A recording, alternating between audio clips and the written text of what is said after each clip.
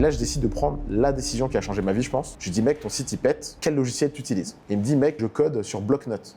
Quoi? Donc il me dit ça et moi, déjà quand il me dit je code, je pensais au code, le permis, tu vois. Ouais. Donc je me dis, qu'est-ce qu'il me raconte là? Il se fout de ma gueule. Et là, je me suis dit, tiens, c'est marrant, j'arrive à faire quelque chose pour lequel les gens sont payés en regardant des animés et en mangeant McDo, quoi. Il va y avoir une hécatombe de gens qui étaient devs, qui vont arrêter leur métier, ça commence déjà. J'ai jamais appris le code pour la beauté du code, j'ai appris le code pour créer des choses. Et donc le code, ça n'a toujours été qu'un outil pour créer des choses. Moi, dans ma tête, aller à la fac, c'était genre American Pie. DUT, on est 58 mecs, 2 filles. Ouais. Je me dis, bon, ok, il va rien se passer. Donc Ouais. au bout d'un jour, je quitte. Alors 2 jours la fac, Ouais, 1 jour le lycée. exactement. Bah, j'ai des locataires qui payent pas. 3 ans d'impayés, 50 000 euros jamais payés, que j'ai jamais retrouvé jusqu'à aujourd'hui. Et en plus, l'État qui te prélève sur ton compte en disant c'est ta faute. En France, il y a, j'ai pas peur de le dire, c'est pas grave, il y a vraiment une mafia de l'industrie de la formation. Ok. C'est-à-dire qu'il y a clairement des gens qui se font graisser la patte. Ma mère elle décède le jour de Noël. Et du coup, à ce moment-là, je suis tout seul, j'ai pas de parents parce que mon père est décédé il y a longtemps. Ouais. Effectivement, tu peux pas contrôler ce qui t'arrive. Tu peux juste contrôler comment tu réagis et c'est tout. Et avancer en étant le plus aligné possible. Bienvenue sur Le Reset, le podcast des entrepreneurs qui ont décidé de tout plaquer pour construire autre chose. Aujourd'hui, je suis avec une super personne qui est dans le SaaS, qui est dans le développement, qui est un entrepreneur de qualité que j'ai rencontré récemment. Je suis donc avec Ariel, autrement dit, le dev ultime, c'est ça? Exactement. Donc Ariel, enchanté de Enchanté. te revoir, monsieur le dev ultime. On s'était croisés à un meet-up à Bangkok de Marvin Ndiaye. Exactement, ouais. Et j'avais bien aimé ta vibe, tu étais un mec que je trouvais vachement cool, super sympa. Et vu que là aujourd'hui j'interviewe des gens qui sont hyper cool, hyper sympas, bah te voilà ici. Bah, c'est avec plaisir. Avec plaisir, merci d'être venu. Moi c'est Max Desgarniers de Reset Lab et du Reset, votre hôte et votre coach en mindset par extension évidemment. Ariel, bah, écoute, présente-toi, comment tu te présenterais à une audience qui ne te connaît pas? Aujourd'hui, je me présenterai comme voilà, un mec dans les SaaS. Donc, j'ai plusieurs SaaS, dont un principal. Je suis développeur à la base. Développeur entrepreneur, voilà. On peut résumer ça comme ça. Développeur entrepreneur nomade. Ok. Et aujourd'hui, est-ce qu'on peut être développeur ou plutôt, est-ce qu'on peut être développeur sans être entrepreneur? Je pense qu'on peut être toujours développeur sans être entrepreneur. Tu as plein de développeurs employés justement qui bossent pour les entrepreneurs. Tu as plein d'équipes de dev, tu vois, qui bossent en remote, pareil pour différents clients. Donc, clairement, tu peux toujours. Ok. Mais je pense que ça va être une voie, l'entrepreneuriat sera une voie de plus en plus naturelle pour certains développeurs, surtout à l'ère de l'IA où les choses bougent très vite, changent très vite. Ok. Les gens vont se mettre à bosser de plus en plus pour eux-mêmes. Donc je pense que ouais, de plus en plus de gens vont entreprendre. Et pas que dans la sphère d'ailleurs du dev en fait. Hein. Pas que dans le sphère du dev, exactement. Ça fait plus de 10 ans que tu es dans ce milieu-là, dans Exactement. l'entrepreneuriat. Et je rebondis immédiatement, ça fait donc depuis tes 15 ans que tu as appris à développer. Ouais, C'est ça? c'est ça. Ça Avec fait, une envie de créer dans un premier temps, c'est ce que tu m'as dit précédemment et dont on va parler. Tu avais envie de créer et tu t'es orienté presque automatiquement vers le dev, ça s'est passé comment? C'était vraiment le hasard, c'était un hasard total. C'est une histoire de fou. C'est comme ça que parfois tu vois que certaines choses, tu vois, certaines actions que tu prends font que ta vie elle tourne complètement autrement. Et je pense que sans cette action que je vais t'expliquer là, je serais peut-être pas devenir développeur, j'aurais peut-être pas entrepris, etc. En gros, alors moi il faut savoir que j'ai vécu entre la France et le Bénin, donc je fais beaucoup d'allers-retours. Ok. Et en plus de ça, j'allais à l'école en français en France, mais j'allais à l'école en anglais au Bénin, donc c'était très spécial. Et bref, un jour je reviens en France complètement pour finir le lycée. Et j'étais entre deux cours, parce que les périodes ne sont pas les mêmes. J'étais un peu en vacances, c'était au mois de mai, juin, quelque chose comme ça. Et j'avais mon premier PC portable chez moi, avec Internet. J'avais jamais eu Internet chez moi avant. Donc là, c'était la première fois, j'avais 15 ans. Je regarde des animes en ligne, parce que je suis un grand fan de manga, d'animés japonais, etc. J'en regarde plein, sur des sites de streaming totalement légal, bien évidemment. Bien sûr. Et je me pose une question toute bête, c'est comment on fait un site de streaming en fait? Donc je tape ça sur Google, je tape logiciel pour faire des sites de streaming, parce qu'à l'époque je me dis pour faire quelque chose il faut un logiciel. Donc naïvement je tape logiciel pour faire un site de streaming, quelque chose comme ça. Ah ouais? Ouais. Donc je tombe sur différents sites, différents logiciels comme Dreamweaver pour ceux qui connaissent, NVU. Il y avait plein de logiciels à l'époque. Ok. Et c'était il y a longtemps, donc il n'y avait pas encore les WordPress et tout, ou en tout cas c'était pas connu. Ouais. Donc je fais des petits sites comme ça, je suis content de moi, mais je me sens bloqué. Ouais. Et là je décide de prendre la décision qui a changé ma vie, je pense. C'est je vais voir sur un site de streaming que j'adorais, je contacte l'auteur, je lui dis mec ton site il pète, quel logiciel tu utilises. Ah ouais, comme ça là. Direct. Tu vois, je me dis, allez, on y va. Parfois, il faut oser des choses. Tu vois. Ouais, là où je pense beaucoup de gens n'auraient pas osé, Ouais. je contacte le mec en me disant peut-être qu'il me répondra pas, peut-être qu'il me répondra. Ok. Il me répond et il me dit, mec, j'ai pas de logiciel, je code sur bloc-notes. Quoi? Donc il me dit ça et moi, déjà quand il me dit je code, je pensais au code, le permis, tu vois. Ouais. Donc je me dis, qu'est-ce qu'il me raconte là? Il se fout de ma gueule. Et là, j'étais à deux doigts de lui répondre, mais si tu veux pas répondre, mec, t'as pas besoin d'être T'avais pas de désagréable. notion encore de Rien, zéro. code. Ok. Pour moi, les gens qui faisaient de l'informatique, c'était des ingénieurs, tu vois. Donc Ouais. me dire qu'il y a un mec au fin fond de je sais pas quelle ville en France qui code son site de streaming, c'était même pas pensable. Donc il D'accord. me dit ça et je lui dis, c'est-à-dire. Tu vois. Il me dit, bah prends ce tuto, fais-le. Et c'est tout ce qu'il me répond. Je fais un tuto, c'était sur un site qui s'appelait le site du zéro à l'époque, Ouais, qui bien maintenant sûr. s'appelle Open Classroom. Ouais. Je vais dessus, je fais le tuto, et du coup, là, j'apprends le code, en fait. Mhm. En partant de zéro, j'avais zéro notion, rien. Mais t'apprends sur bloc-notes ou Ouais, du coup, sur un équivalent qui s'appelle Notepad, et j'écris du code comme ça, et déjà, je me dis que c'est fou. J'écris des caractères qui n'ont aucun sens, et ça génère un site. D'accord. Et c'est comme ça que je me suis mis à apprendre le code. J'ai fait ça Excellent. tout l'été, 2 mois à fond. Et j'ai créé plusieurs sites, je pense une dizaine de sites. Et là, il y a eu un côté entrepreneur en moi qui s'est créé, parce que je me suis dit, déjà, j'ai adoré créer ce produit. Mhm. Et je me suis dit, bah, tiens, comment je peux monétiser? Donc j'ai fait des petites recherches, je tombais dans des forums, et des gens qui parlaient de monétiser son site avec des ads. Donc j'ai commencé à mettre des ads sur mon site, Ok. avec Google AdSense. Quelques pop-up par-ci par-là. Exactement. Et là, j'ai fait mes tout premiers dollars, c'était pas grand-chose, mais voilà. Tout Et quand premiers tu sais dollars que en ça ligne. existe et que c'est possible, il y a tout qui change au premier dollar. Exactement, ouais. Ça a changé quoi pour toi de faire ces premiers sous? Je pense que, en dehors même des sous, ce que ça a changé, c'est que je n'étais pas très bon au lycée, enfin, je n'étais pas très bon à l'école. Et là, je me suis dit, tiens, c'est marrant, j'arrive à faire quelque chose pour lequel les gens sont payés, Ouais. tu vois, avec un vrai métier, mais je l'ai fait chez moi, dans ma chambre, en regardant des animés, en mangeant McDo, quoi. Ouais. Et j'ai pas encore eu le gros déclic à ce moment-là, j'avais juste un petit déclic de, ok, je suis capable de faire des choses D'accord. quand ça me passionne, Mhm. tu vois. Là où, je pense, à cette époque-là, j'étais un peu résigné à me dire, en fait, je vais arriver à rien, le lycée, c'est trop dur. T'avais enfin, quel l'école- âge exactement à ce 15 ans. moment-là? Exactement Ah ouais, 15 ans, donc 15 ans, tu te mets à coder. Ouais. Et dans la première année, tu codes, t'envoies un message au mec du site et tu commences à faire tes premiers dollars avec de la pub. Exactement. ouais. Dans la même année. Dans la même année. Bah, c'était en été 2007. Tout s'est passé pendant l'été 2007, tu vois, genre de D'accord. juin à fin août, quelque chose Ok. comme ça. Ah ouais, c'est l'arc starting pour le code, le business, etc. Ah, exactement, ouais. Et qu'est-ce qui s'est passé après alors pour que t'en sois là aujourd'hui Bon, en gros, après, tu vois, bon, naturellement, ce qui se passe, c'est que les parents, ils veulent pas te voir sur le PC toute la journée, donc ils disent, Ouais. faut se concentrer sur les études. Bien sûr. Donc, en gros, j'ai dû mettre tout ça un peu de côté. J'ai focus sur le lycée. Toujours des notes catastrophiques parce que ça me plaisait pas. Mais le lycée m'a vraiment fait comprendre que, en fait, j'aime pas la hiérarchie. Et du coup, si le monde du travail, c'est le lycée, mais en pire, qu'est-ce que je vais devenir? Donc, à ce moment-là, ce qui se passe, c'est que je prends un peu la voie de la facilité. Je me dis, bon, bah, je vais faire des études d'informatique et on verra, tu vois. Mhm. Je commence par faire donc après le bac, j'ai mon bac, mention assez bien, alors que je pensais que je l'aurais même pas, donc c'était cool ça. Super. Et je rentre en DUT informatique, Mhm. je reste 2 jours et je m'en vais. Ok. En fait, je Drop trouvais. out. Ouais, je drop out. J'ai pas totalement drop out, on verra pourquoi, mais en gros, j'arrive en DUT et je me dis, putain, on est en amphi, on est 60, Ouais. on dirait qu'on est à l'usine. Je sais pas si je devrais dire ça dans le podcast, mais il n'y avait pas beaucoup de filles, il y avait genre 2 filles dans toute la classe. Ouais. Et en fait, moi, dans ma tête, aller à la fac, c'était genre American Pie. Genre D'accord. dans ma tête, c'était la délivrance. Je crois que c'était tout le monde comme ça. Toi aussi, Warren American Pie, le lycée Donc moi, je pensais que ça allait être comme ça. Et au final, j'arrive en DUT, on est 58 mecs, 2 filles. Ouais. Je me dis, bon, ok, il va rien se passer. Mais ce qui m'a vraiment fait quitter le DUT, c'est que le deuxième jour, je vais dans un cours d'informatique, un truc qui est censé me passionner. Je m'endors. Le prof, il est. C'est Barbant. un somnifère, le prof. Ok. Somnifère ambulant. Je m'endors et je me dis, mais c'est pas possible, je peux pas faire 2 ans comme ça. Donc je drop out. Au lieu de me dire, tiens, bon, bah, j'ai drop out, c'est fini, je suis sorti du système, tu sais, c'était admission post-bac à l'époque. Ouais, super. Je me dis, bah non, faut faire quelque chose. Donc Ouais. je fais tous les lycées où il y a des BTS. Je toque aux portes, ouais, il vous reste pas une place, il vous reste pas une place. Je trouve un lycée 2 semaines après Mhm. où je fais un BTS, mais j'avais oublié qu'un BTS, ça se passe dans un lycée. Ok. Et donc, qui dit lycée dit, bah, je me retrouve dans le même carcan, Bien sûr. hiérarchie, pas fou. Donc, Ouais. au bout d'un jour, je quitte. Ouais. Et après, je fais Un des jour salons. Au bout d'un jour. Alors 2 jours la fac, Ouais, 1 jour le lycée. exactement. Putain. Enfin, je fais un jour, et le jour où je sors, tu sais, on regarde ton carnet avec le truc et tout. Là, comme au lycée. c'était la. Ça, c'était le truc de. Non, je Ok. peux pas vivre ça en fait. Je peux Ouais, pas juste le revivre carnet. ça avec Tu le carnet m'étonnes. derrière. Ouais, non, c'est pas possible. Enfin, c'est Je fini, comprends. tu vois. Je suis un adulte. Ouais. Donc, je quitte. je fais plein de salons de l'étudiant, de l'alternance. Et là, je découvre l'alternance que je ne connaissais pas trop. Ça, Je trouve une école privée Ouais. donc, qui était payante la première année, alternance en deuxième. Et je me dis, bah, ça, c'est parfait. Ouais. C'est 2 ans, c'est orienté pratique, Mhm. let's go. Mhm.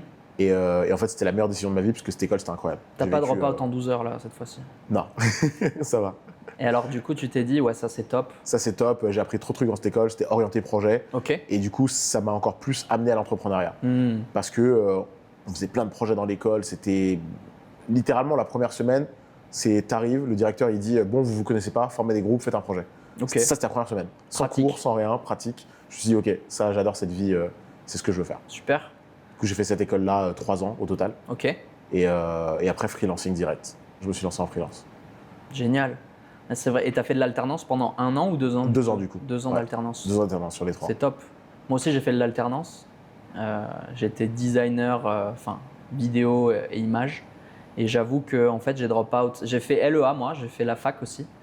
Langue étrangère appliquée En anglais ou en anglais. Et en fait je savais pas quoi faire de ma life. Tu vois, quand j'ai eu mon bac, même pas de mention, j'ai eu 11,70, un truc comme ça, à jamais travaillé. Et du coup, bah, je récupère mon bac. Mais qu'est-ce que je fais? En fait, j'étais bon en anglais, quasi bilingue, et je me suis dit, je peux faire une carrière de juste être bon en anglais, et puis voilà. Mais en fait, non. Au bout de 3 mois, moi aussi, je drop out. et du coup, je mets du temps à chercher quelque chose. Je trouve aussi une école privée. J'ai eu la chance de pouvoir faire une école privée dans le design. Moi, j'étais fan de jeux vidéo et je le suis encore aujourd'hui. Je me suis dit, pourquoi pas travailler dans un truc qui me passionne, jeux vidéo, animation, ce genre de choses. Donc j'apprends des compétences en design, etc. Mais en fait, au bout d'un moment, ça me va plus. C'est trop. Tu fais tout le temps la même chose en fait. C'est des carrières dans le design, dans l'animation 3D, le jeu vidéo, où tu deviens spécialiste, souvent en tout cas, dans une thématique. Et j'avais pas envie de faire tout le temps la même chose, Être le mec connu qui fait parfaitement l'herbe dans les jeux vidéo ou les textures d'arbres ou j'en sais rien. Moi, j'avais pas envie d'en arriver là. Et donc, j'ai drop out aussi la 2e année dans le privé. Et au final, je suis retourné dans le privé via l'alternance. Enfin, via un peu avec les deux en même temps. Et j'ai trop kiffé l'alternance, en fait. Parce que tu es dans le monde du travail et Exactement. ça a un sens, tu vois. Peut-être que toi aussi, tu étais dans ce moment-là où tu te disais à quoi ça sert ce que je suis en train de faire.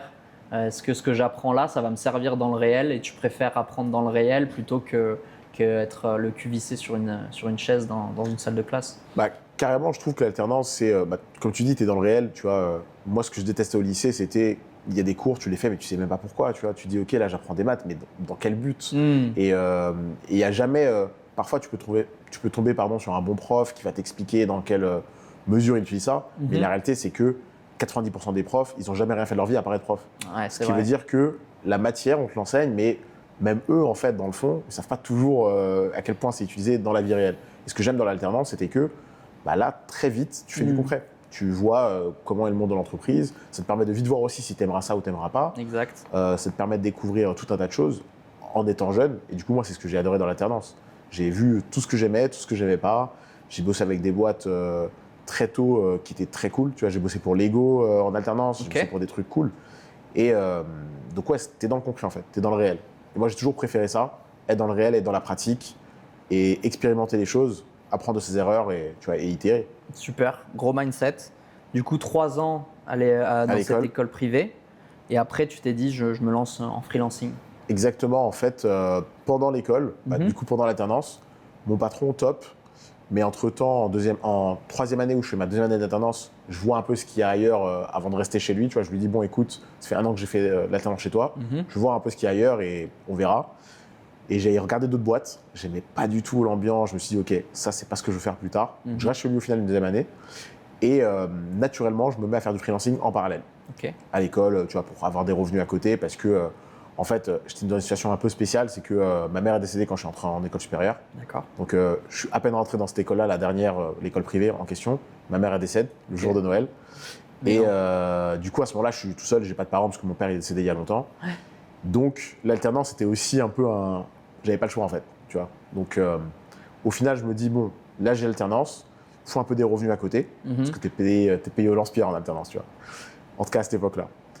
Et donc, je fais un peu de freelancing, je commence. Et à la fin de l'alternance, mon patron, il dit écoute, je ferme la boîte, donc je peux pas te prendre en CDI. toute façon, je voulais pas. Mais il me dit, je peux pas. Par contre, je te file 2-3 clients si tu veux passer à temps plein en freelance. Et là, je me dis, ok, c'est le vraiment un prince. signe.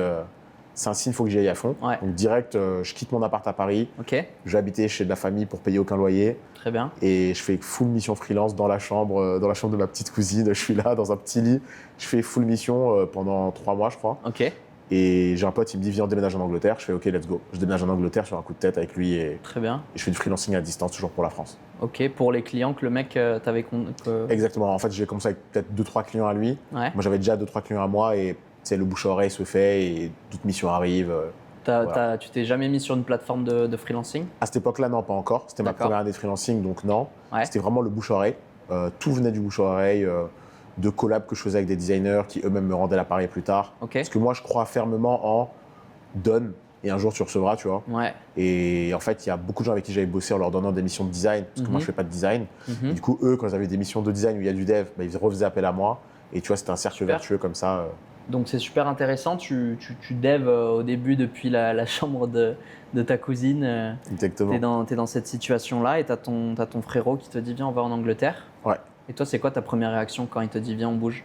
En fait, je me dis, bah, écoute, là, j'ai eu un peu d'argent de côté grâce au freelancing. Ouais. L'Angleterre, ça va me permettre de parler anglais tous les jours, donc c'est cool. Et j'ai jamais fait, surtout. Mhm. Tu vois, et je me disais, j'avais déjà un sentiment en moi qui ai toujours voulu quitter la France, vu que j'ai grandi entre la France et le Bénin, donc j'avais déjà été habitué à être un nomade dès l'enfance.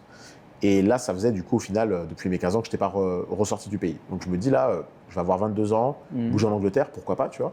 On va voir ce que ça fait. Mon pote, lui, c'était pour apprendre l'anglais et avoir un meilleur dossier pour rentrer en école de commerce.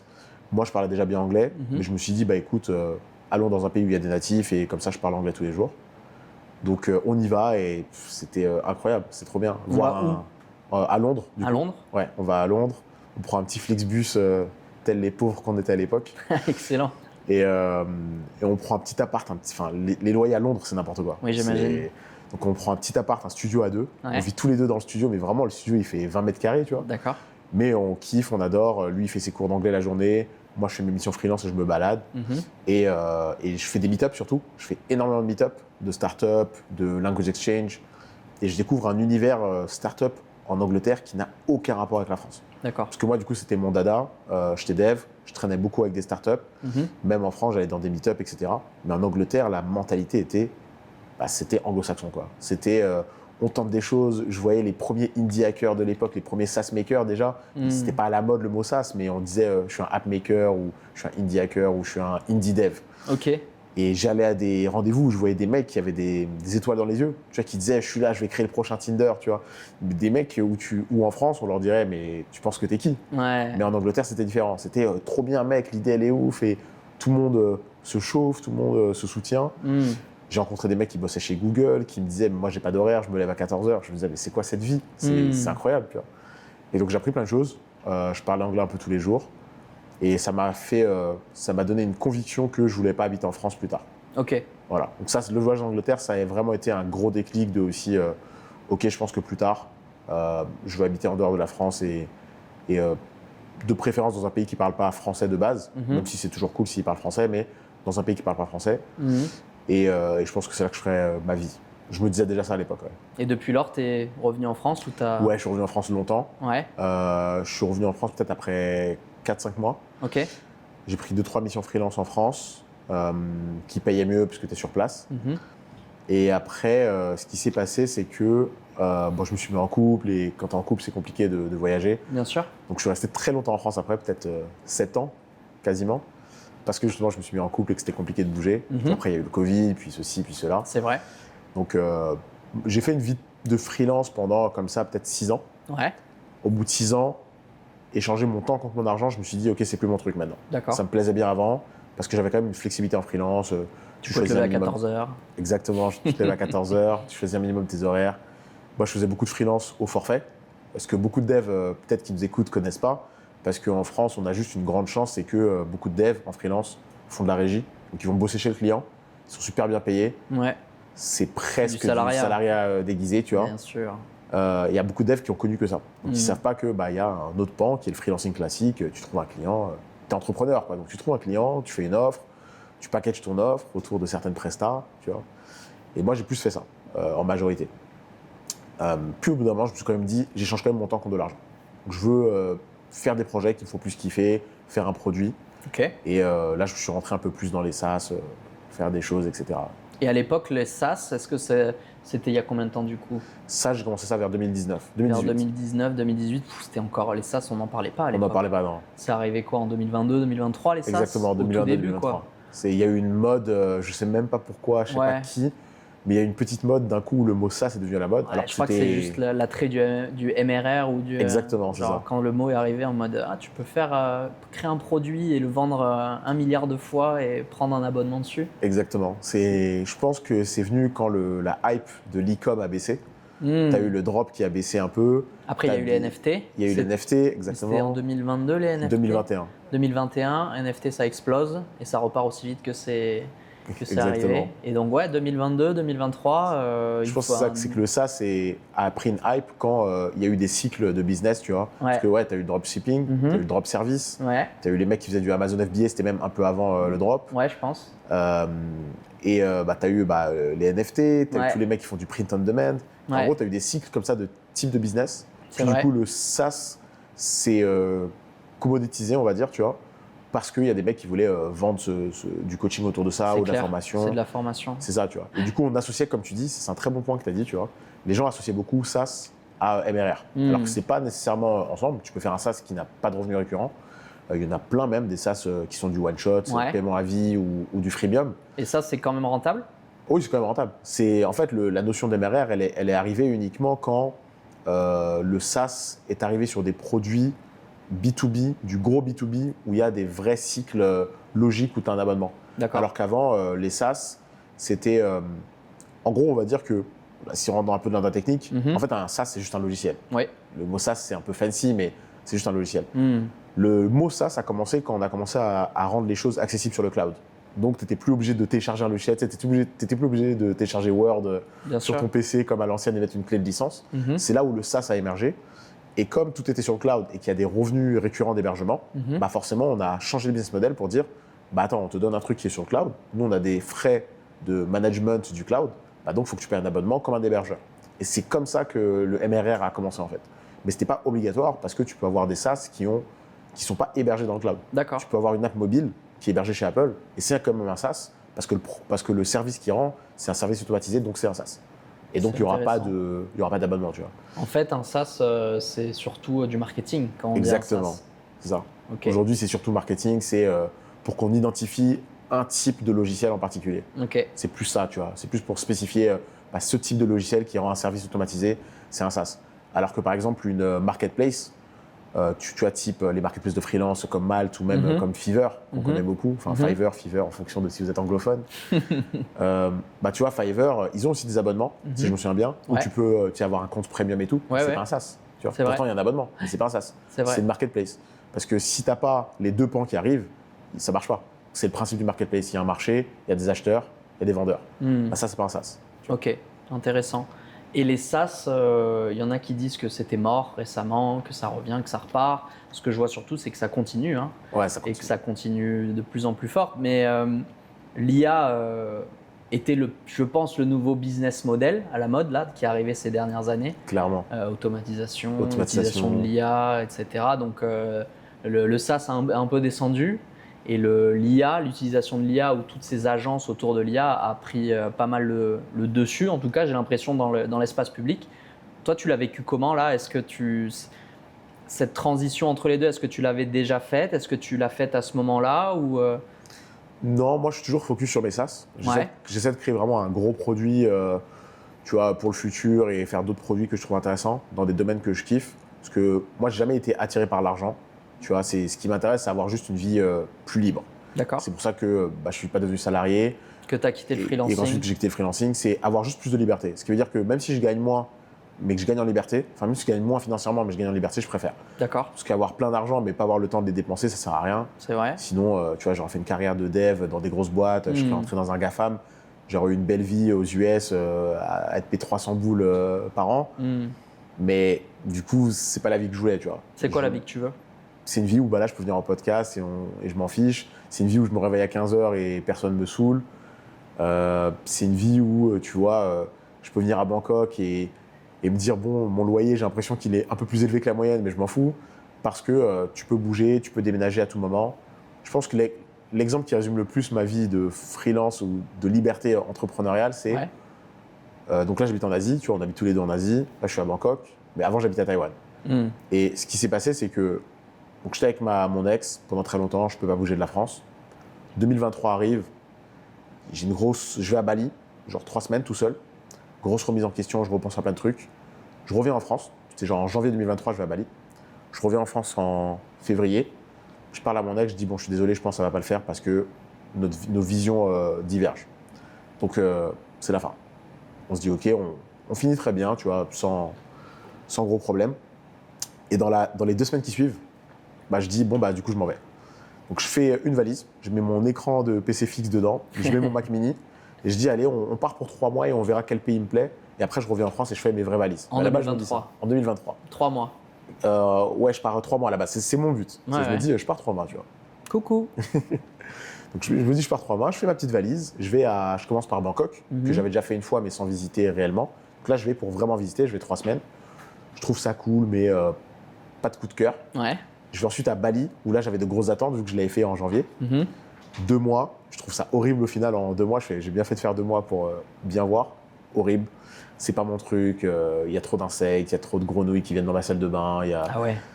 J'aime pas la nature. Moi, Trop de grenouilles à Bali. Trop de grenouilles à Bali. Très bien. Moi, je suis un gars de la ville. Il y a moins de grenouilles à Bangkok. Il y a moins de grenouilles à Bangkok, ça va. Et il y a moins de grenouilles aussi. Aussi, dans le pays d'après, c'est que je fais plusieurs pays en vrai, mais je vais me concentrer sur les plus gros, donc Bangkok, Bali. Et j'ai un pote qui me dit mec, tu devrais tester à Taïwan. Ok. Tu vois. Je connaissais pas, moi tu me parles de Taïwan, je pense à la guerre avec la Chine. Ouais, c'est vrai. Et je pense au bubble tea. C'est tout ce à quoi je pense, à rien d'autre. Et au chip là, au transistor. Ouais, exactement. Et exactement, aux semi-conducteurs et tout. Semi-conducteur, pas transistor, pardon. Mais à part ça, tu vois, tu me dis Taïwan, je pense à rien d'autre. D'accord. Donc je vais à Taïwan. Et à ce moment-là, je suis toujours dans mon plan de faire 3 mois, de revenir en France d'abord. Bah ouais, 3 mois, c'est tout. C'est tout. Je rebondis, tu sais, je te dis coucou parce que je suis venu aussi 3 mois à Bangkok pour voir. Ça fait 7 ans. Donc tu passes. Je passe à Bangkok, à Taïwan. Je fais 1 mois. Où ça, précisément à Taipei? À Taipei, ouais, la capitale, ouais. Et je me dis incroyable, je reste là. Et du coup, je suis juste jamais parti. Donc je suis jamais retourné en France sur mes valises. Je suis resté à Taïwan pendant. Au final 2 ans et demi. D'affilée, ouais, 2 ans et demi. Ouais. Les visas, c'est pas trop chiant ou tu fais des visas run? Non, c'est là où c'était incroyable. Taïwan, c'est pour moi, si tu es un entrepreneur qui a un peu d'XP, c'est le meilleur visa de toute l'Asie. Ok.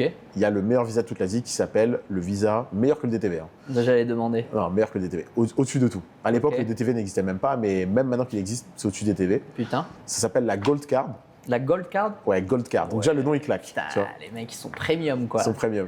T'en as 2 en fait, t'as la Gold Card pour les gens déjà stylés, et après pour les gens très stylés, t'as la Blossom Card.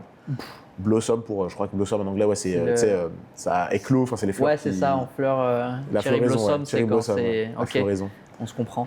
Du coup, la Gold Card, en gros, c'est quoi? C'est t'as plein de critères sur différents ministères de de Taïwan, ministère de l'économie, etc. Et en fonction des critères, si tu rentres dedans, t'as droit à 3 ans de visa.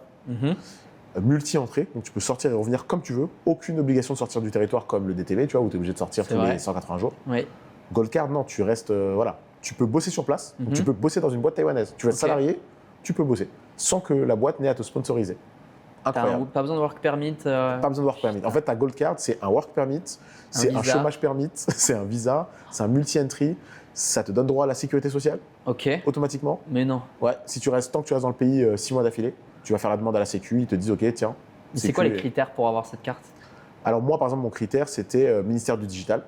Et il fallait prouver que ça fait 8 ans que je bosse dans le digital. Moi, à ce moment-là, ça fait déjà 10 ans. Ouais. Donc j'envoie un CV, c'est quasiment tout. J'envoie juste un CV, 2-3 preuves d'existence de ma boîte. Parce que je disais que du coup, je bossais dans le digital en tant qu'auto-entrepreneur et avec une SAS, etc. en France. Donc tu envoies juste ça.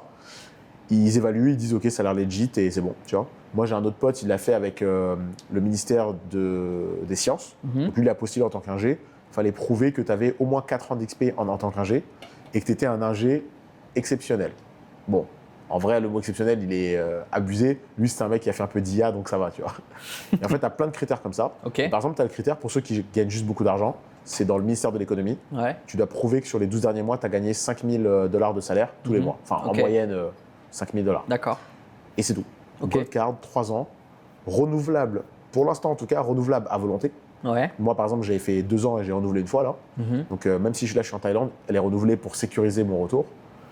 Et c'est fou, quoi. Ouais, c'est dingue. C'est la trop meilleure, c'est confortable. le meilleur visa de toute l'Asie. De ne pas avoir à stresser de là où tu es, comment tu vas faire dans 2 mois pour Exactement. rester dans le pays. Et puis même dans les futures années, c'est quand même assez confortable et ça te donne une paix d'esprit qui te permet de performer en fait. Exactement. Et du coup, à Taïwan, tu as sûrement trouvé cette capacité d'être bien et de pouvoir performer mieux que tu avais pu le faire auparavant. En tout cas, ça m'a amené vers une vie que je préfère, clairement. Ouais. C'est là-dedans que je vois la performance. Ouais. Pour moi, la performance, elle est dans kiffer sa life. Et puis évidemment, la réussite financière, la réussite en business, etc., elle va avec. Mais c'est pas forcément corrélé et c'est intéressant de juste être bien là où t'es, quoi. Et là, Taïwan, clairement, j'ai l'impression que tu avais trouvé ton endroit. Exactement, ouais. Donc clairement, Taïwan, pendant 2 ans et demi, ouais. pendant 2 ans et demi, ce qui t'avait commencé, c'était en 2022 2023. 2023, on est en 2025. Juin 2023 à Taïwan. D'accord. Et donc 2025 arrive assez rapidement. Là, on est en 2026. C'était quoi cette dernière année? T'es revenu à Bangkok alors? En fait, après 2 ans et demi à Taïwan, un peu moins de 2 ans et demi, en fait, je me suis dit, Taïwan, c'est trop bien, j'adore, mais il y a un truc qui me manque, qui est dû au fait que Taïwan, c'est un pays plus cher que l'Asie du Sud-Est. Beaucoup d'entrepreneurs viennent d'Asie du Sud-Est parce que tu vois, c'est moins cher, C'est plus abordable, c'est sûr. C'est plus abordable, tu vois, le Vietnam, la Malaisie, etc. Et Taïwan, c'est plus cher. Ça fait partie des pays du Nord, donc Hong Kong, Japon, Corée, Chine, etc. En fait, du coup, ça fait qu'il y a beaucoup moins d'étrangers entrepreneurs, enfin, il y a beaucoup moins d'étrangers tout court, et beaucoup moins d'entrepreneurs surtout. D'entrepreneurs comme nous, c'est-à-dire entrepreneurs en ligne, etc. Parce que tu as plein d'entrepreneurs classiques, tu vois, immobilier, grosses boîtes de l'industrie, old school. Mais ça me plaît pas spécialement de rencontrer des gens comme ça. Et donc, ça me manquait de rencontrer des gens digital, de faire des meet-up comme celui avec Marvin, où on s'est rencontrés. Et je me suis dit, bon, il faut que j'aille dans un pays où il y a ça. Et en Asie, tu en as globalement 2 gros. Ouais. C'est Bali comme hub et on va dire la Thaïlande en général avec Bangkok, Chiang Mai, etc. Tu vois. C'est vrai. Tu vois, au Vietnam, il y en a un peu aussi, mais les plus gros hubs, ça reste. Bien sûr.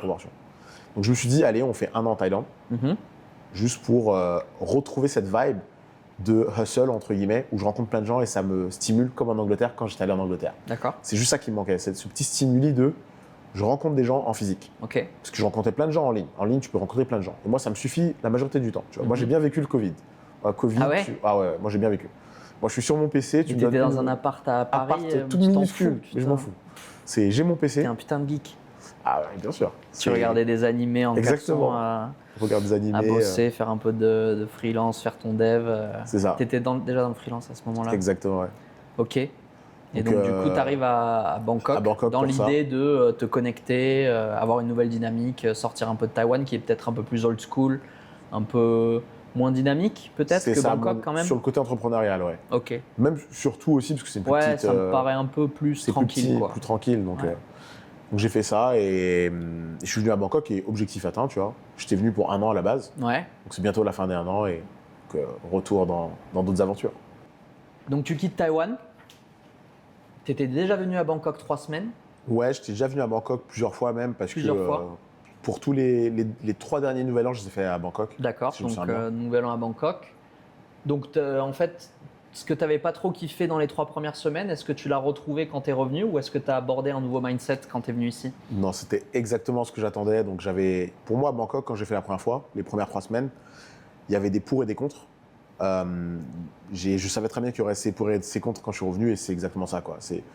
Les pour, grosso modo, c'est que Bangkok, plus d'entrepreneurs, plus de digital nomades, plus d'événements et du coup aussi plus de commodité, de commerce fait pour les étrangers ou pour les gens qui ont cette fast life entrepreneur.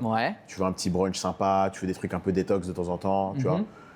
Il y a plus ça ici parce que c'est aussi une plus grosse ville avec plus de tourisme. Ça, c'est un gros plus.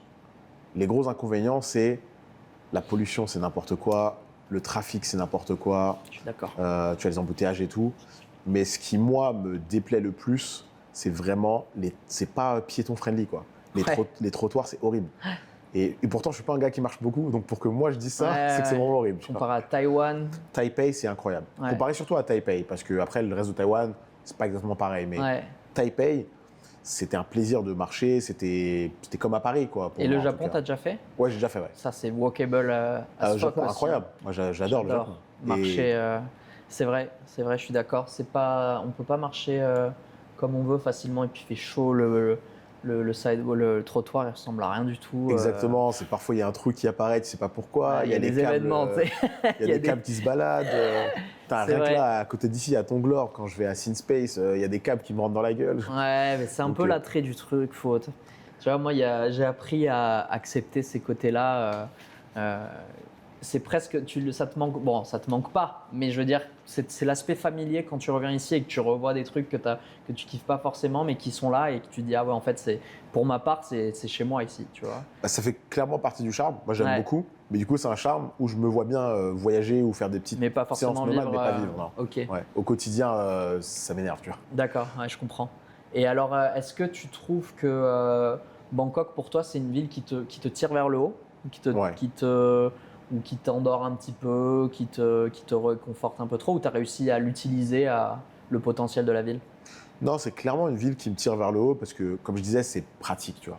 Si je devais résumer Bangkok en un mot, c'est ça. C'est pratique. Tu es un entrepreneur, il y a beaucoup de salles de coworking, Mhm. il y a beaucoup de cafés où tu peux bosser avec des entrepreneurs qui sont là aussi. Tu as comme je dis, des petits brunchs, des petits machins, tu vois, pour faire des rendez-vous un peu stylés. Tu as des salles de podcast, ce genre de choses. C'est Ouais. vraiment pratique en tant qu'entrepreneur. Il y a plus d'events aussi. C'est vrai. Tu vois, que ce soit sur meetup.com ou Luma ou des gens sur les réseaux.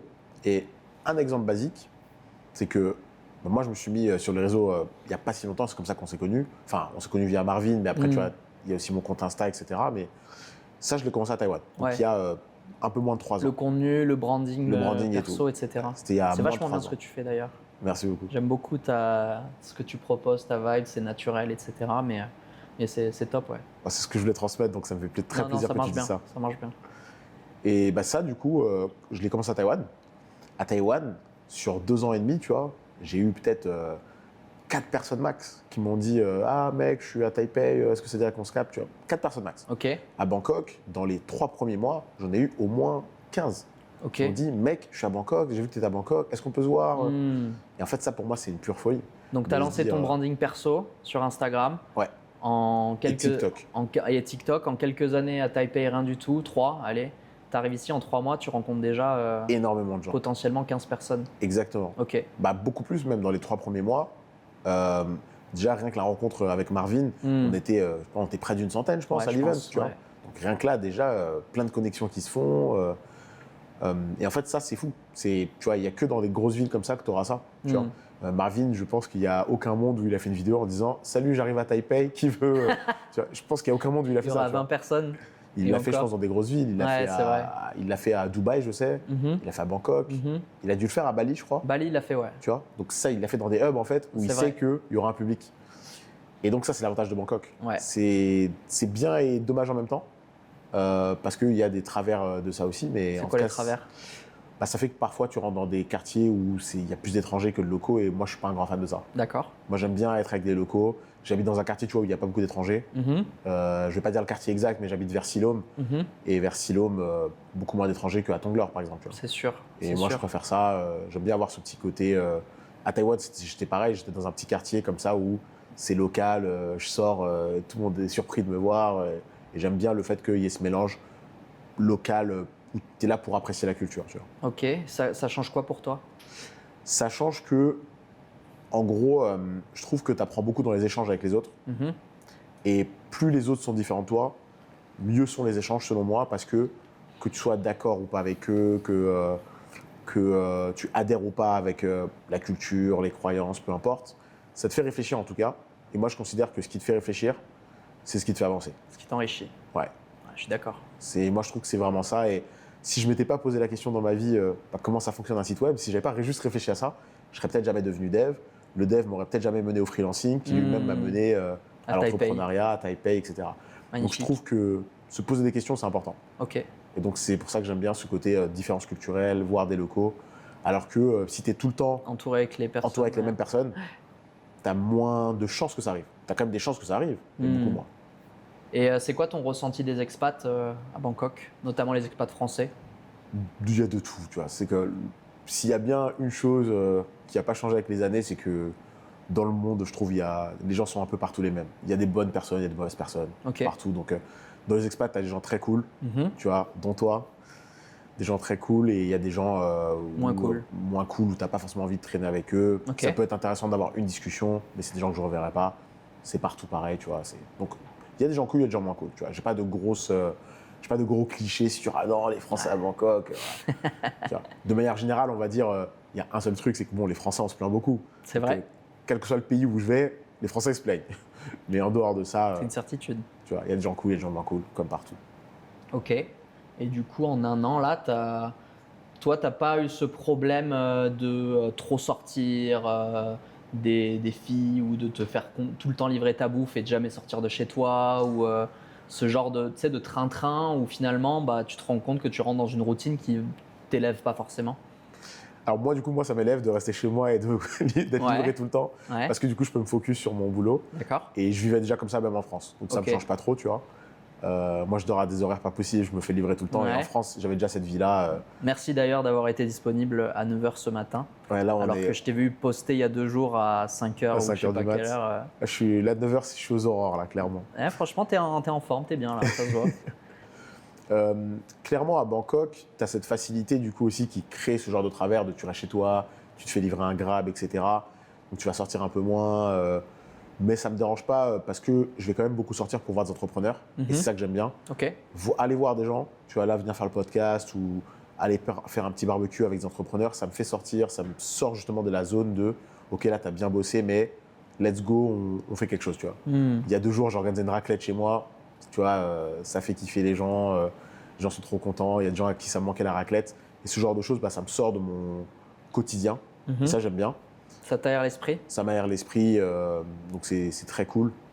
Donc non, on va dire le plus gros travers, je pense, de Bangkok, c'est effectivement que tu pourrais vite être tenté d'aller faire la fête en boîte, dans des bars, des gens qui te disent « Viens, on va à Nana, viens, on va à Patpong, viens, on va je sais pas où ». Parce que tu as des gens qui sont dans cette vibe-là. Ouais. Et que parfois, tu n'as pas envie de dire non à tout le monde. Tu dis, bon, allez, je les accompagne, ils sont dans cette vibe. Et une pression sociale de sortir. Tu vois. Heureusement, moi, ça va, je ne l'ai pas trop parce que j'ai une copine. Ouais. Donc déjà, je peux me permettre de dire, ouais, les gars, pas de pompe, ce sera sans moi. Elle est ici ou elle est à… Là, en ce moment, elle n'est pas là. Elle est à Taïwan, mais elle habite avec moi ici. Ouais. Ok, ça marche. C'est une Taïwanaise et elle fait les allers-retours parce qu'elle a un job en remote, mais où elle doit de temps en temps être là-bas. Ok, donc ouais, déjà ça vire tout ce pan-là des trucs. C'est quoi tes spots préférés à Bangkok alors ? Il y en a 3, je dirais. C'est souvent des restos. Hein. Il y a tellement de bonne bouffe ici que je comprends. Il y a un super Mukata, donc barbecue thaï, à Bantatong, que j'adore. Et juste la rue de Bantatong, j'adore en fait, c'est incroyable. Je sais pas si tu vois où c'est.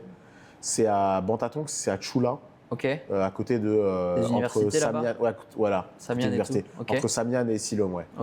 Et c'est les petites. C'est pas très haut, c'est 2 étages. T'as 2-3 petits trucs pas très hauts, et après t'as une grosse rue avec plein de petits bâtiments pas très hauts. Ouais. Cette rue-là, incroyable. T'as un peu de tout. Donc tu peux manger quelque chose. Ah ouais, là-bas, j'ai mangé dans un japonais incroyable là-bas. Ce quartier, j'adore. Et il y a un BBQ Mukata que j'adore énormément.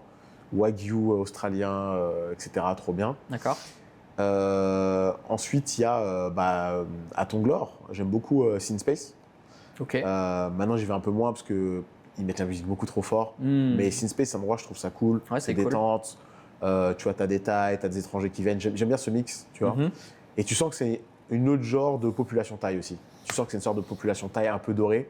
Ouais. Moi, j'aime bien observer comme ça les locaux. J'aime bien regarder, les voir interagir entre eux, quel que soit le pays, tu vois, que ce soit en Angleterre, au Japon, peu importe. Parce que tu vois des petites mimiques, tu vois des comportements, et je pense que tu en apprends beaucoup comme ça. Donc Sinspace, c'est un endroit que j'adore pour ça. Et enfin, je dirais à une époque, mais ça a fermé, 72 Courtyard, à Tonglor aussi. Ça me dit un truc. C'est dans la même rue que Sinspace. C'est là où il y a Beer Belly. Je sais pas s'il y a Beer Belly, mais c'est dans la rue. Tu sais, Sinspace, c'est dans une petite rue perpendiculaire. Et dans la grande rue, juste en face, il y avait un gros court, justement un food court, mais un peu en plein air, semi-plein air. Il y avait quoi comme restaurant là-bas ? Je me souviens pas des noms. Je te Ok, cache pas. mais pourquoi t'es allé là-bas? T'as pris Je suis quoi? allé au hasard et j'ai fait plein de restos là-bas différents à chaque D'accord. fois. Mais vraiment, j'y allais parce que c'était Il y a une chill. pizzeria, Il y avait une pizzeria. il y a un gros bar, Gros bar et un extérieur, billard. terrasse. Ouais, c'est Exactement, ça. ouais, c'est C'est là où il y avait Beer Belly avant. Ah bah Ils sont en ouais. train de tout refaire là-bas. Bah, ils ont fermé pendant un temps et je crois qu'ils refont des choses. Ouais. Donc, Donc Ouais. ça, c'est ton genre de spot. T'habites à j'adore. Silom, mais tu vis à Tonglor en fait. parce que, tu vois, bah, regarde, toi, tu m'as invité, tu m'as dit, ah, c'est à Tonglor. Ouais. En fait, tous les gens qui vont me voir, souvent, ils sont à Tonglor parce que bah, c'est là où il y a le plus de choses qui se passent, tu vois. Donc, souvent, les rendez-vous sont à Tonglor. Si c'est des rendez-vous avec des entrepreneurs qui sont là, moi, ça me dérange pas de venir, tu vois, ça me fait sortir de mon quartier. Mhm. Mais par exemple, quand je fais des petits coworking avec des potes, souvent, on les fait vers Silom. D'accord. Parce que tu as des cafés cool, tu as Oasis qui est un très bon spot, Oasis Coffee, Faudrait que je le fasse un jour. très très cool Oasis Ouais, Coffee Oasis. à Samian, Ok. donc ça c'est cool, tu vois. Samian, moi je vais à AIS eSport Center. Ah oui, ouais. Et est dans le Samian Mitretown. Ouais. Ouais. Ah ouais, là-bas, qu'est-ce que j'y suis allé faire du League of Legends avec même d'autres entrepreneurs là. Ça vous intéresse, laissez un commentaire pour qu'on fasse du League of Legends ensemble, minimum plate. Je rigole. Ok, bah super, tu as des spots ici, tu as des spots un petit peu plus locaux. Ça te rend pas trop triste de partir de Bangkok là ou c'est vraiment un choix que tu as fait? Non, ça va, tu vois, j'étais venu avec un objectif, faire 1 an, me rebooster, rencontrer plein de gens, objectif atteint, tu vois. Donc moi je suis quelqu'un d'assez pragmatique. J'aime bien, en gros, je me décide assez vite sur ce que j'aime, ce que j'aime pas. Mhm. Ce qui veut dire que si par exemple mon avis avait changé dès les 2 premiers mois, je l'aurais su et j'aurais drop out comme pour l'école, tu vois. Ok, Je me décide assez vite parce que je considère que je préfère agir, faire vite des erreurs et rectifier l'erreur juste après que de planifier trop longtemps alors qu'en fait ça se trouve je vais quand même faire une erreur. ouais, Moi je suis plus dans cette mentale-là de et dans les SaaS je suis pareil. Ok. Ça sert à rien de planifier un SaaS pendant 1 an, te prendre pour Mark Zuckerberg dans ta chambre dans le noir. Non, on essaie d'agir vite, on fait une erreur. Tu vois, tant que tu joues pas avec la vie des gens ou tu joues pas avec les finances des gens, tu vois. Si j'étais médecin, je ferais pas ça. Mais tant que tu peux agir vite pour vraiment te confronter au marché, te confronter à la réalité, tu fais vite une erreur. Ton erreur, tu peux la corriger d'autant plus vite. Et du coup, bah, à Bangkok, c'était ça. Et j'étais venu pour 1 an, pas déçu. L'année se termine, retour à 2-3 voyages. Et je reviendrai parce que c'est pas une fin en soi. C'est juste C'est la clair. fin de cet l'arc 1 an, mais c'est pas la fin de mes voyages en Thaïlande, quoi. D'accord, donc on aura à nouveau le Dev Ultime à Bangkok C'est ça. dans un futur plus ou moins proche, on verra. C'est intéressant ce que tu dis de se confronter à la réalité le plus rapidement possible. Selon toi, un entrepreneur, c'est vraiment sa qualité principale d'être capable de faire ça? Je pense, oui, que pour moi, un entrepreneur, les 2 grandes qualités d'un entrepreneur pour moi, c'est de pouvoir vite prendre une décision Ok. avec le moins d'informations possible. À tes souhaits, Warren. Pouvoir vite prendre une décision avec les informations qu'il a en fait. Pas forcément le moins d'informations, mais avec les informations qu'il a. Essayer de prendre la décision la plus éclairée, mais la plus vite possible. D'accord. Parce que comme ça, tu peux itérer rapidement. Mhm. Et la deuxième chose, je trouve très importante quand tu es entrepreneur, c'est d'avoir une certaine résilience. Tu vois. Je trouve vraiment C'est ce que la tu m'as résilience. dit auparavant quand on a commencé à discuter ensemble et que je t'ai posé quelques questions, tu m'as parlé de résilience. Donc pour un entrepreneur, tester rapidement, itérer rapidement. Et aussi cette histoire magnifique de résilience. Pour toi, c'est quoi du coup la résilience? Là, en l'occurrence, tu allais m'en parler chez un entrepreneur. Tu vois, un entrepreneur, il va se prendre beaucoup de portes qui vont lui claquer à la gueule, tu vois, si on peut dire. Un peu comme un commercial qui fait du porte-à-porte. Tu vas avoir plein de choses qui t'arrivent, des choses que tu n'as pas prévues, des idées que tu penses incroyables et en fait, bah, au final, non.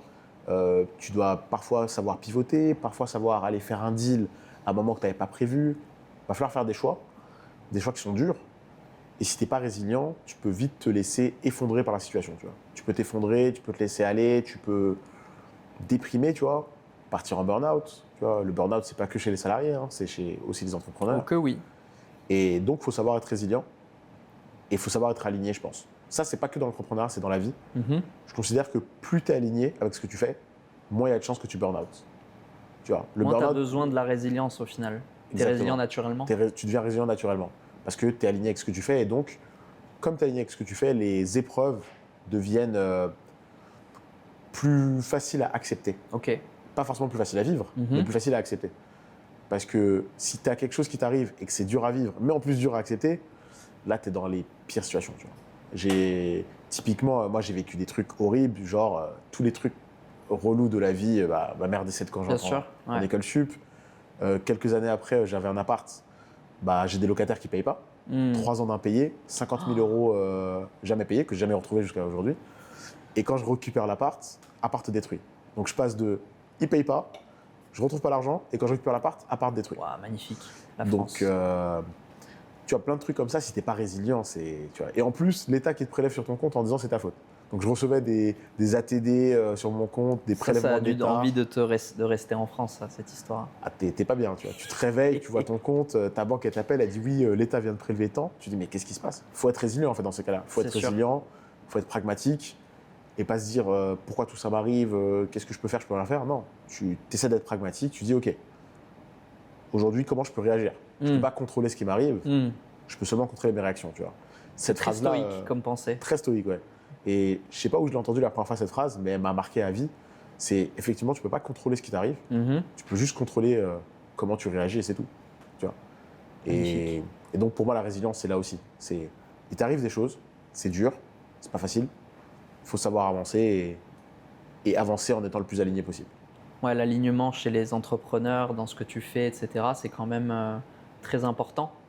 Faire quelque chose de pénible sans savoir pourquoi tu l'as fait, c'est ce qui détruit les gens ou en tout cas qui, au premier obstacle ou au deuxième, les fait arrêter. Exactement. Et l'entrepreneuriat, comme tu l'as dit, c'est intéressant cette idée que l'entrepreneur finalement c'est un commercial qui fait du porte-à-porte et qui prend un nombre d'échecs ou de portes claquées dans la gueule, parfois incalculable, parfois calculable en fonction un peu de ta chance, de ton talent et de plein d'autres facteurs que tu ne peux pas contrôler, mais qui au final te donnent du résultat et une capacité à voir les opportunités là où elles sont en fait. Hein.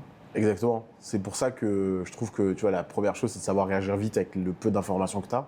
Parce que tu vois, la porte, elle s'apprête à se claquer. Si tu arrives à voir, tiens, là, il y a de l'espace, je peux mettre mon pied. Ou tiens, en fait, il y a un voisin qui vient d'ouvrir sa porte, allez, c'est pas grave.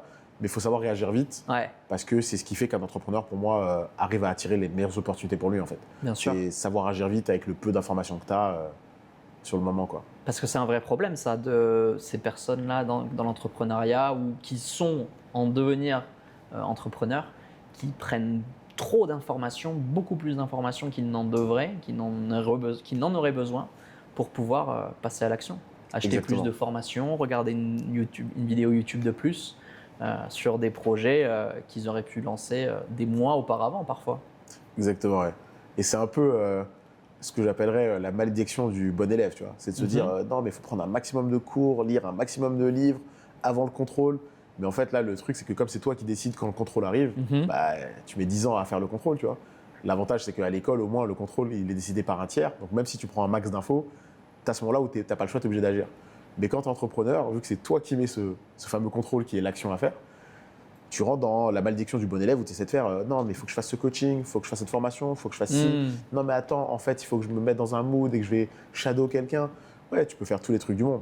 Mais à un moment donné, il faudra se confronter à la réalité pour expérimenter les vraies conséquences des actions que tu penses pouvoir faire. Ouais, et surtout, tu peux te préparer autant que tu veux, ça ressemblera jamais autant à la réalité que la réalité elle-même.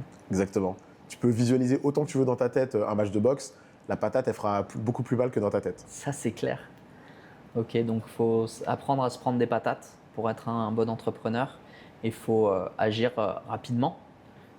La prise de décision rapide permet de ne pas avoir cette latence de prise d'information tant que tu n'es pas un neurochirurgien qui met tes bistouris dans le cerveau de quelqu'un. Exactement. Il n'y a pas mort d'homme. Et je pense que c'est ça le problème de beaucoup de personnes, d'entrepreneurs en général, c'est qu'ils imaginent que la prise de décision à cet instant T, là, à ce moment-là, elle est tellement grave et tellement importante qu'il faut vraiment la mesurer et l'analyser dans toutes les dimensions possibles et de tous les angles possibles.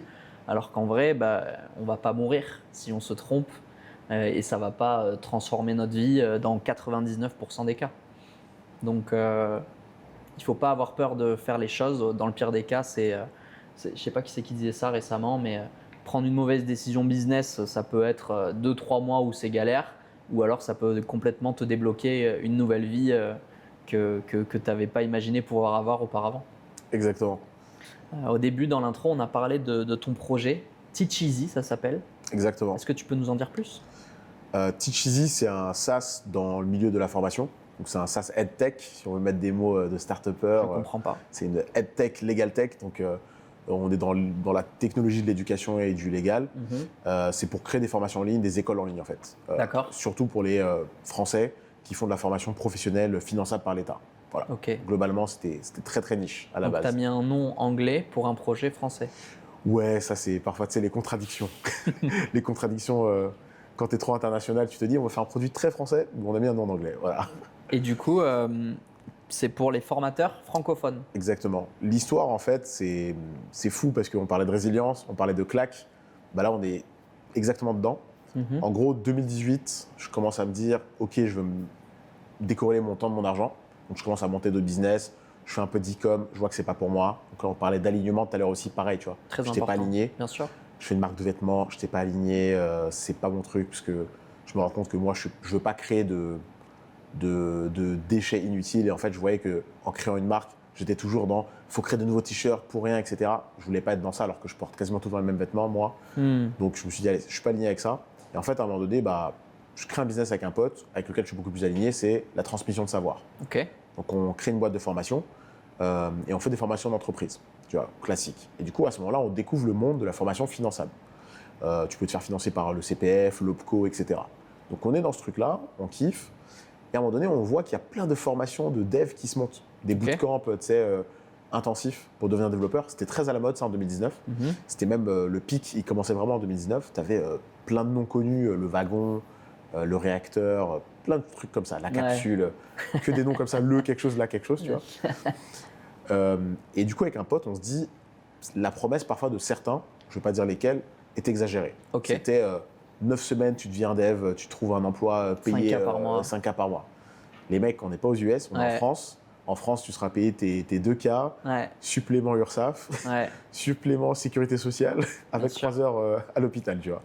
Donc, nous, on se dit, on va faire un bootcamp un peu plus long, un peu plus réaliste, et spécialisé sur une partie du dev. Parce qu'en 2019, le marché du dev était mature, tu pouvais scinder. Tu vois, tu as bossé dans l'animation, les postes sont très scindés. Bah, dans le dev, ça devenait comme ça avec le temps. C'est que là où avant, il fallait être un peu généraliste, comme moi, quand j'ai appris, j'apprenais à faire un peu tout, tu vois. Tu apprends un langage, Exactement. une typologie de structure, je sais pas. Bah, en gros, le dev, c'est séparé, on va dire, si on devait simplifier, en 4 choses, tu vois. Les gens qui gèrent des données, les gens qui gèrent les interfaces, les gens qui gèrent la logique derrière, et après les gens qui gèrent l'architecture. D'accord. Donc en gros, avant, tu pouvais faire un peu de tout. Tu apprends un peu de tout, tu te dépatouilles parce que tu es le mec informatique de la boîte, tu es le dev. Avec le temps, avec les startups, etc., on a divisé les postes. Donc moi, par exemple, ma spécialité, c'était le mec qui fait les interfaces, ce qu'on appelle un développeur front-end. Et bah, nous, on s'est dit, on va faire un bootcamp où tu apprends que ça. Parce que le marché est assez mature pour embaucher des gens qui ne savent faire que ça. Et donc, on commence à faire ce bootcamp, on prend du temps, on fait plein de choses que j'ai jamais fait parce que je faisais que du digital. Donc je vais à des salons physiques où tu dois parler à des gens, te prendre des claques, tu vois. Tu prends des signatures, des gens qui te posent toutes les questions. Ah oui, mais après le diplôme, vous me donnez un taf? Et comment ça, on te donne un taf? On est où? On est à la fête foraine. Et tu penses que tu vas tirer sur un ballon et je vais te donner une peluche? C'est fou. Donc les gens, ils nous demandaient, ouais, mais vous êtes reconnu? Ouais, mais est-ce que j'ai un boulot à la fin garanti? Ouais, mais non, la vie, elle n'est pas garantie, mon gars. Tu fais une formation, on te donne des compétences, mais après, c'est toi et ton effort, tu vois. Bien sûr. Du coup, on se confronte à tout ça, et on se confronte à un autre truc, c'est la mafia de la formation en France. Ok. En France, il y a, j'ai pas peur de le dire, c'est pas grave, il y a vraiment une mafia de l'industrie de la formation. C'est-à-dire qu'il y a clairement des gens qui se font graisser la patte, il y a clairement des gens qui... tu vois, je ne vais pas nommer, mais il y a une institution, par exemple, je ne vais pas la nommer, où, en gros, quand les gens postulent à notre formation, ils peuvent se faire financer par cette institution-là. Une institution très connue de tous les Français. D'accord. Et en fait, cette institution, 20 personnes postulent, les 20 se font recaler la formation. Les 20. Avec des raisons toutes plus farfelues les unes que les autres. Alors qu'on est listé sur leur site officiellement. Donc l'institution accepte de nous lister, c'est-à-dire qu'ils acceptent de dire « vous êtes dans les clous », vous êtes une formation cohérente, vous avez les clous, mais on refuse tous les dossiers. Et à l'inverse, ils leur proposaient d'autres concurrents à nous. Pourquoi? Parce qu'en fait, il y a des gens qui sont payés pour. Et un jour, je fais une expérience, je demande à mon ex de l'époque, qui était dans la situation où elle peut faire partie de cette institution, Bon, les gens vont commencer à recouper les fils, je pense. Donc elle est dans l'institution, elle dit bon, j'aimerais faire cette formation, machin, je veux faire celle-ci. Donc elle donne la mienne. Pareil, refusé. Elle demande pourquoi. Et là, la personne de l'institution lui dit une phrase complètement débile. Tu vois, la personne, c'est pas vraiment des fonctionnaires, mais des semi-fonctionnaires. Ouais. Elle lui répond non, mais moi, quand j'étais jeune, j'ai fait un peu de développement et là, la formation, elle n'a pas l'air terrible. Oh, what the fuck. Et t'étais un peu développeur, mais là, t'es dans l'institution éclaté au sol avec ton salaire, voilà. Et soi-disant, tu t'y connais. Même si c'était vrai, pas du tout impartial, tu vois. Wow. Et surtout, normalement, c'est ton choix de choisir la formation. Bien Tu sûr. choisis la formation que tu veux. En plus, tu es sur le site, tu fais. Exactement. Mais en fait, non, on leur dit, on lui dit ça, tu vois. Et donc, il y a cette mafia-là où tu te prends des claques. Il faut être résilient, il faut accepter que, voilà. Et donc, long story short, notre formation doit sortir en janvier 2020. On prépare tout en 2019 pour qu'elle sorte en janvier 2020. Bah, les institutions qui refusent tous les dossiers, ça nous fait perdre plein de clients. Ouais. Des clients de dernière minute qui ne peuvent plus à cause de la vie. Ouais. Et surtout, le Covid qui commence un peu. Donc, on est obligé de fermer la salle. Pas de présentiel. Bah ouais. Parce que nous, c'est une formation en présentiel. D'accord. Donc, tout est fermé. Je me suis dit, putain, tu fais tout en ligne, tu vas te blinder pendant le Covid. Non, à cette époque-là, c'était en présentiel justement. Parce que c'était une vraie formation de reconversion. Ouais. Et à cette époque-là, en France, c'était pas à la mode encore de faire des choses en ligne. Ok. De formation, je veux dire. Ouais, ouais. C'était en présentiel à chaque fois. Pour avoir l'air sérieux, pour avoir pignon sur rue, comme on dit. D'accord. Bah, nous, du coup, on perd la salle. Parce que notre formation ne peut pas se faire. Donc, on a payé la salle d'avance. L'argent de la salle est perdu. Je sais plus combien on a perdu, mais 10K, 12K, tu vois. On fait pas la formation et on se dit avec mon pote, ok, qu'est-ce qu'on fait? Au début, on se dit, bah, on va la changer, on va la faire en hybride. Quand les salles vont rouvrir, après le confinement, on fait peut-être 2-3 sessions en physique, mais tout le reste en ligne, à distance, vraiment en hybride. Et là, je me dis, bah, tiens, je vais aller voir quel logiciel permet de faire une formation en ligne propre. Je teste 2-3 trucs, je me dis, mais c'est éclaté au sol. Genre System.io. System.io, Podia, okay. trucs comme ça. Learnybox. Learnybox, exactement. Je me dis éclaté au sol. Soit c'est une usine à gaz, soit c'est pas adapté au financement. Donc avec des preuves d'assiduité, etc. Donc je me dis, bah, on va créer une plateforme pour nous-mêmes. Puis là, je me dis, mais attends, on l'a fait pour nous, mais pourquoi pas l'ouvrir à d'autres? Et c'est comme ça que l'idée arrive et on se dit, on va faire une plateforme de formation spécialisée pour les gens qui veulent du financement avec des fonctionnalités spécifiques au financement en France, certificat de fin de formation, feuille de présence, assiduité. Mais là, tu me le vends mieux que comment tu m'as présenté ça auparavant. Ah, parce que là, on rentre dans le détail. Donc, tu crées Teach Easy, c'est une plateforme pour les formateurs francophones adaptée et spécialisée dans l'obtention de ces financements. Pour prouver que tu as fait les formations aux gens, pour avoir les financements, ouais. Ok. Et donc, c'est beaucoup plus simple, si ce n'est la seule façon possible de pouvoir vendre une formation en ligne. Je ne sais pas, je ne connais pas du tout le secteur. Exactement, c'est ça. Vis-à-vis de système ou n'importe quel autre truc en ligne, c'est pas le même game, quoi. C'est pas le même game. Système ou encore des gens comme Podia, ils ont été pensés pour des infopreneurs, pour le monde de l'infopreneuriat. Donc en fait, tout ce qui était feuille de présence ou autre, ils s'en fichent, c'est pas le cœur du projet. Eux, leur cœur, c'est surtout le market. Système, tu vois, avant d'être un outil qui peut faire un peu de formation, c'est surtout un outil un peu tout en un de marketing, de tunnel de vente. Bien sûr. Learnybox, c'est pareil, c'est du CRM, gros CRM d'infopreneur, tu vois, à la base. Nous, on est parti dans une autre direction, orienté pédagogie, orienté, tu vois. Et donc, on a des clients qui n'ont rien à voir. On a des clients, c'est des vraies écoles. On a un client, c'est une sorte de filiale de l'État. On a, tu vois, dernier gros client en date, on a le Puy du Fou. Ok. Le Puy du Fou qui prend notre version Enterprise pour former ses employés en interne. Ok, en interne. Parce qu'on est dans un outil pédagogique. Ça n'a rien à voir. C'est plus du B2B que du B2C alors. Nous, on est plus sur du B2B. Ok. Après, notre cible, de toute façon, c'est les formateurs, donc c'est du B2B.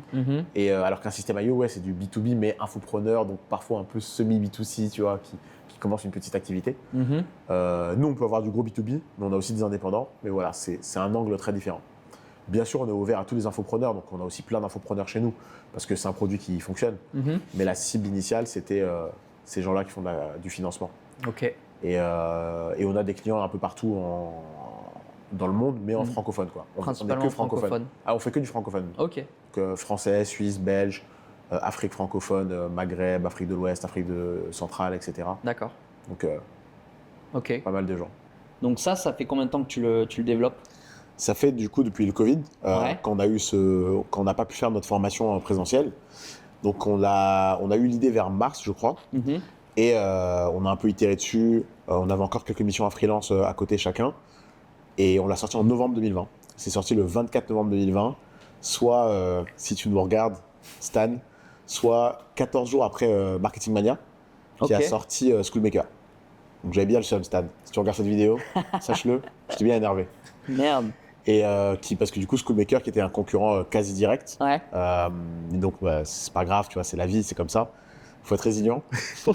Et donc voilà, on est sorti le 24 novembre 2020. J'étais en Espagne avec un pote à moi, un très bon pote à moi. Et voilà, j'ai appuyé sur le petit bouton Launch. Et c'est comme ça que l'aventure a commencé. Ça fait bientôt 6 ans. Super. Et ok, donc aujourd'hui, c'est un de tes projets principaux? C'est mon projet principal, ouais. On est 3 associés maintenant. On a 2 employés, donc 2 stagiaires. Petite équipe de, tu vois, entre 6 et 8 personnes. D'accord. Donc très cool, ça se passe bien. Les gens sont très contents du produit. 5 étoiles sur Google Avis, tu vois. Ça, c'est ma plus grosse fierté. C'est que sur Google Avis, on a plus de 200 avis, 5 étoiles. Et il y a un truc qui revient. Mon objectif avec Teacheasy, c'était de faire un outil simple pour les gens qui veulent se digitaliser.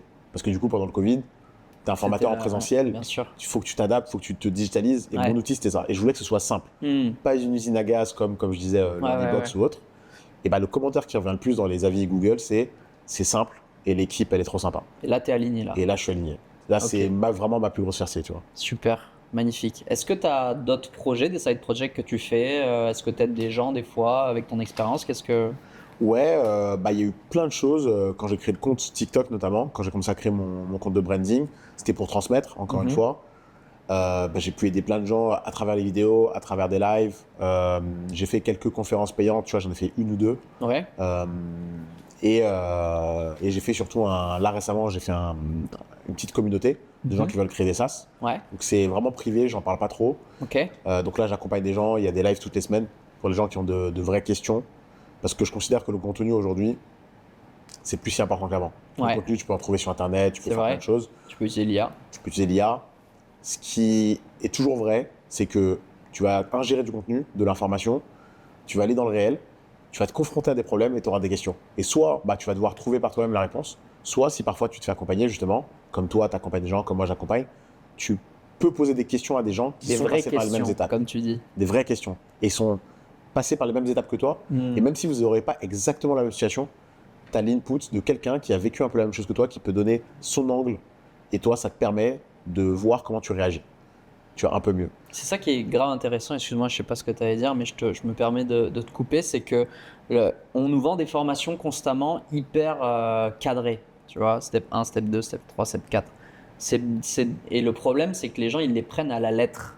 Sauf que le chemin entrepreneurial de chaque personne est tellement différent que même si tu vends une formation de dropshipping à Alex, Max ou Ariel, il va pas avoir le même chemin exactement. Il y a des choses qui vont y ressembler et c'est pour ça qu'un mentor qui est passé à peu près par les mêmes étapes va pouvoir te donner des pistes. Mais au final, c'est que toi qui décides de la direction que tu prends et de là où tu investis ton temps et des fois ton argent.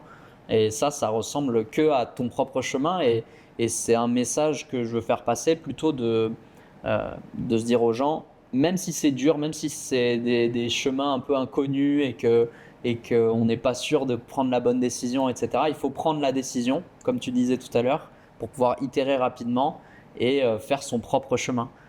Donc c'est grave bien que tu aies créé cette communauté-là pour aider les gens du coup à lancer leur SaaS, faire du dev. Lancer leur SaaS surtout. Autour des SaaS, créer un bon produit SaaS et pour l'instant en tout cas c'est ça la communauté. Mais après mon plus gros objectif c'est surtout de lancer un prochain très gros SaaS. Ça, c'est l'objectif. Très bien. Et pour lancer ce prochain gros SaaS, est-ce que tu vas utiliser l'IA? Clairement. Là j'utilise déjà l'IA quand je peux, on va dire. C'est plus dur sur des projets vieux. Comme un projet comme Teacheasy, c'est beaucoup plus dur d'utiliser l'IA parce que c'est un projet qui est vieux, qui a une grosse code base. Donc l'IA, elle n'est pas forcément adaptée pour ça. Mais sur des nouveaux projets, ouais, clairement. Là, j'ai un petit projet que je ne vais pas nommer maintenant parce qu'il va peut-être changer de nom. Donc, je n'ai pas envie de le nommer. Mais ce projet-là, par exemple, mes associés qui sont dessus, c'est de nouveaux associés, ils sont à fond IA, quoi. Ils sont à fond IA, c'est des jeunes, ils sont hyper dynamiques. Jeune et dynamique. Jeune et dynamique, la phrase cliché. Tu l'as sorti.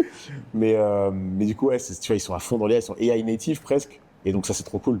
Parce que tu peux vraiment aller très très vite sur un produit, itérer rapidement, t'adapter au marché. Donc c'est cool. Est-ce que les devs, ils sont plus dans cet état d'esprit, ah, c'est cool l'IA, ou est-ce qu'ils sont plus en mode, putain, ça va me niquer ça va me prendre mon taf? On est beaucoup plus dans ça va me prendre mon taf. Ok. Surtout pour les devs salariés, tu vois.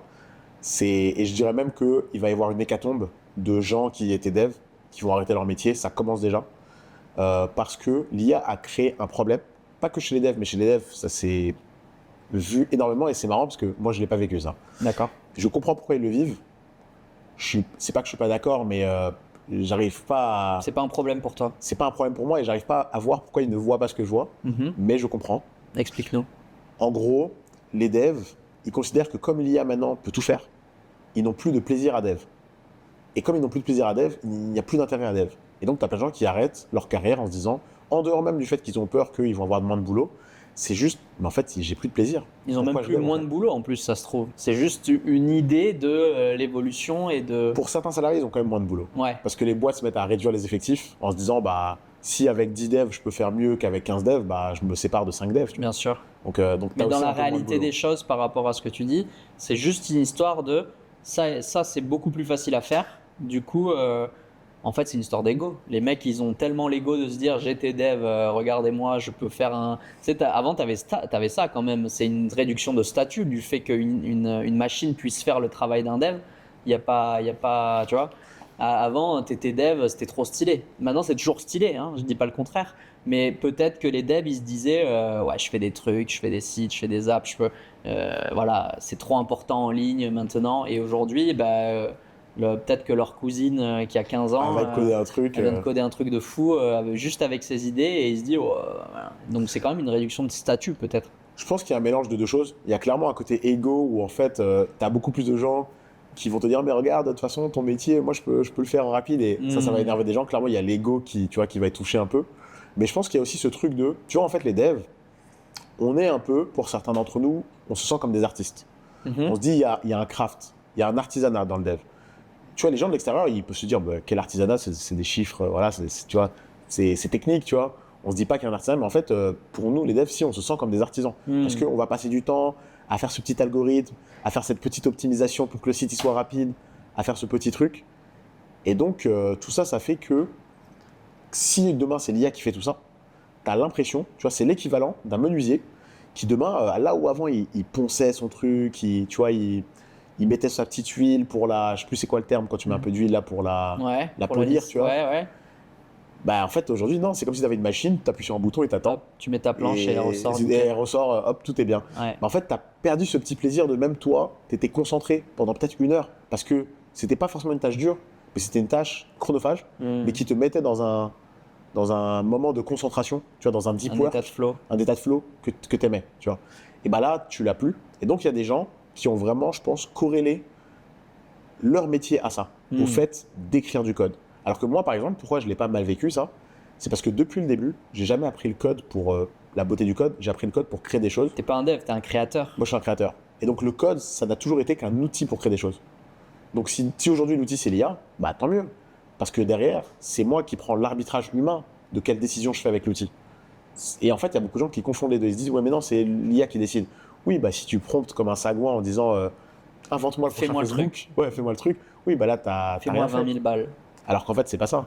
Ouais. À la base, l'IA, c'est plutôt, fais-moi les trucs techniques que je veux pas faire. Ouais. Mais l'arbitrage, il vient de toi. C'est un arbitrage humain, quoi, tu vois. Bien sûr. Mais ouais, il y a une hécatombe qui commence à cause de ça. Des gens qui se disent, mais non, je peux pas.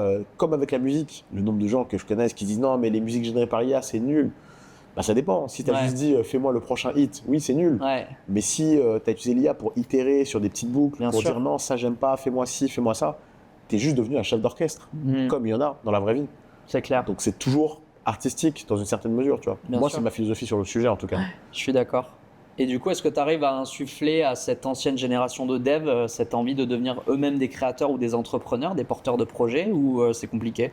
Non, c'est ce que j'essaie de faire avec justement mon compte TikTok. Ouais. Donc, clairement, il y en a qui sont à fond, qui adorent, mais ça va être dur parce que ça va être via la voie de l'entrepreneuriat.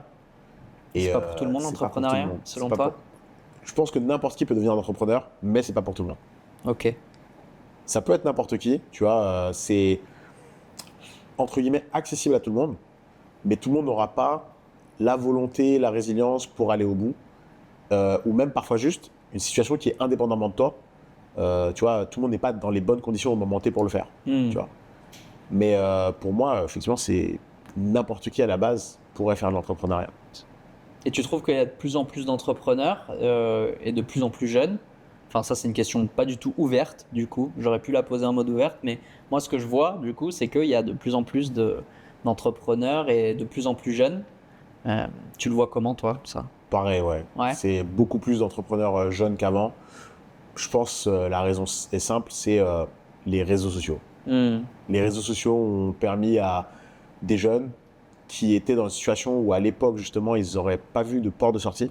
Aujourd'hui ils voient des influenceurs, parfois ils sont un peu trop matrixés, Ouais. mais certains ils voient qu'il y a une voie possible qui peut leur sortir de leur situation. Tu vois, C'est-à-dire l'école chiante. l'école le chiante lycée, et parfois même une famille, une situation familiale difficile. Ouais. Où tu te dis ok je peux m'extraire, m'émanciper via l'entrepreneuriat. Et même le cas le plus classique que moi j'adore, c'est moi j'ai beaucoup de gens qui m'ont contacté en privé via TikTok pour me dire, grâce à tes vidéos, j'ai vu que je pouvais faire ça. J'habite à la campagne, je suis au fin fond d'une campagne où tout le monde vit la même vie depuis 60 ans, tu vois. Je vois mes parents, je me dis j'ai pas envie de revivre cette vie, voilà, je les adore, mais je veux pas vivre cette vie. Bien sûr. Cloîtré au fond de la campagne, me marier avec la voisine, faire des gosses. Et en fait, ils se disent ok, en fait, je peux entreprendre en ligne, commencer à me créer un petit pécule. Et cet entrepreneuriat et ce petit pécule vont me mener vers une liberté en dehors de ma ville, quoi. Voire même en dehors de mon pays pour ceux qui veulent. Et c'est quoi le cas en face? Parce que là, moi, ce que je vois surtout avec les entrepreneurs que j'accompagne, etc., c'est une comparaison toxique avec les gens qui arrivent plus vite ou plus simplement ou qui ont cette surface finalement des réseaux sociaux où on te dit oh, j'ai fait 10K en 3 jours et en fait, tu es là, tu as lancé ton truc et tu dis putain, mais moi, ça fait 3 mois que je galère et j'ai même pas fait 1 euro là-dessus. Comment tu le vois, toi, cette comparaison toxique des réseaux sociaux? Ça te touche aussi? Moi, ce qui me touche, c'est effectivement quand je vois trop de gens qui font des raccourcis. Tu es obligé, quand tu fais du contenu, de faire simple, ça c'est sûr. Mais parfois, les raccourcis sont trop exagérés et effectivement, ça crée des fantasmes chez des gens, tu vois, qui se disent. Dans les SaaS, on a ça aussi. Il y a des gens, ils se disent ouais, j'ai vu un gars, il fait 50 kmr, 100 kmr, 10 kmr. Et toi, tu commences ton truc, tu dis je suis à 3 mois, je suis toujours à 1 Bien euro. sûr. Comment ça se fait? Bah, parce que tous les chemins sont différents, parce que parfois les gens omettent des informations. Et en fait, c'est vrai que ça, c'est un peu toxique, c'est un peu dommage, parce que ça crée parfois un écosystème après où les gens ne pensent plus à créer un bon produit. Ils sont là juste pour générer de l'argent et du coup, ils font n'importe quoi. Ouais. Et parfois même, S'ils le font. et parfois même des gens qui avaient le potentiel de devenir de bons entrepreneurs parce qu'ils se rendent compte qu'en un mois, ils sont pas à 10K et ils font bon, bah en fait, c'est pas pour moi. Je le vois tous les jours. Alors qu'en fait, non, tu vois. En fait, c'est pas du tout ça. C'est que prend t'es du matrixé, c'est que ça prend du temps. Chacun a un chemin différent. 10K pour toi, c'est pas les mêmes que 30K pour un autre, tu vois. Ça dépend beaucoup de ce que tu fais, du produit que tu fais, des charges que tu as, tu vois. Le but, c'est d'être épanoui. Exactement. Le but, c'est d'être épanoui, de faire quelque chose que tu aimes, tu vois. Et donc ça, c'est un peu dommage. Et moi, j'essaye avec mon compte d'aller à l'encontre de ça, justement, de montrer que Super. il y a d'autres réalités. Il y a plusieurs réalités, en fait. On s'approche de la fin, tranquillement. Il y a souvent 3 questions que j'aime bien poser avec mes invités. La première, c'est si tu pouvais parler à toi-même d'il y a 5 ans, tu lui dirais quoi? Le mois d'il y a 5 ans, donc 5 ans, c'était quoi, 2021? Ouais. Ou au moins avant cette période charnière où tu as trouvé vraiment ton truc. Ouais. On peut dire que j'ai trouvé mon truc quand j'avais déjà 15 ans, tu vois, c'était déjà il y a longtemps, mais un truc que j'aurais dit au mois d'il y a 5 ans, c'est mets-toi à fond sur l'IA. Ok. Parce qu'en fait, il y a 5 ans, il n'y avait pas de ChatGPT encore, c'était 2021. ChatGPT, c'est 2022. Mais il y avait déjà les premières bribes de l'IA, avec un truc qui s'appelait GPT-2. Moi, je le voyais, mais ça ne m'intéressait pas. Et c'est pas un regret, parce que j'essaie d'avoir très peu de regrets dans ma vie. Ouais. Mais s'il y a un truc que j'aurais pu faire différemment, c'est que j'aurais dit à moi, il y a 5 ans, mec, pose-toi là, regarde un peu plus les sujets IA. D'accord. Pour être parmi les. Tu vois, les. Achète du bitcoin, quoi, il y a 10 ans. C'est. On peut dire ça, mais ça, c'est encore différent. Parce que acheter du bitcoin, ça aurait été dans un but purement financier. Tu vois. Là, l'histoire de l'IA, c'est plus parce que je pense que ma vision de ce que peut faire l'IA aujourd'hui aurait été beaucoup plus vaste qu'elle ne l'est. Tu vois. C'est ça, en fait. C'est que j'aurais compris beaucoup plus de choses plus vite, vu que tu aurais été en amont du marché. Donc, indépendamment de la finance, et surtout même dans l'épanouissement personnel, dans le fait de mieux créer des choses, voilà, tu vois, c'est un peu ça. Quel conseil tu donnerais à quelqu'un qui hésite à tout plaquer pour venir vivre ici en Thaïlande ou à l'étranger? comme toi tu le fais? Ok, très cool comme question. Génial. Je lui dirais, avant de partir, essaye d'apprendre à te connaître, fais des choses pour savoir réellement qui t'es et ce que tu veux réellement Ok.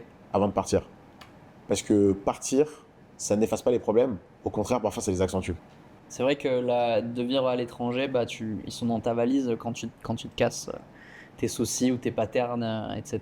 Et que vivre à l'étranger, ça peut passer pendant un certain temps avec l'euphorie de l'arrivée.